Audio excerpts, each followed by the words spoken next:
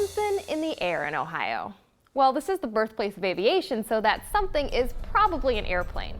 And the Buckeye State claims many famous aviators, from Eddie Rickenbacker, the famous ace of World War I, to astronaut John Glen. But today we're going to talk about some true fly girls, women pilots who proved the sky is not the limit.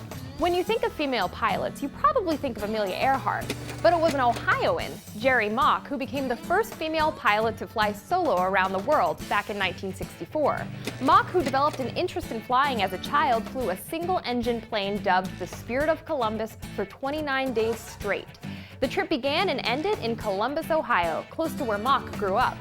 But even before Mock, Ohio's female pilots were reaching new heights.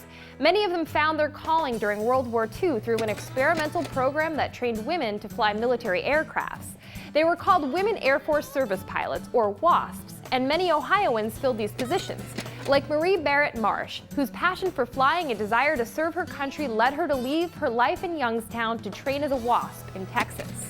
Another WASP, Jean Hickson of Akron, later became the second woman to break the sound barrier, which she did over Lake Erie. But Hickson wanted to go even higher, so she became part of another experiment, Project Mercury, which tested 13 American women to become the first astronauts, reasoning that women, who are generally smaller and eat less than men, would make the most efficient astronauts. Although Hickson passed every test required and was determined to be the best of the group, NASA decided it would go against the social order of the time to send women into space. Although Hickson never made it to space, she certainly blazed a trail for those who did, like astronauts Nancy Currie and Sunita Williams. And today you can learn all about these high-flying women and so many more I didn't mention at the International Women's Air and Space Museum, located right here in downtown Cleveland.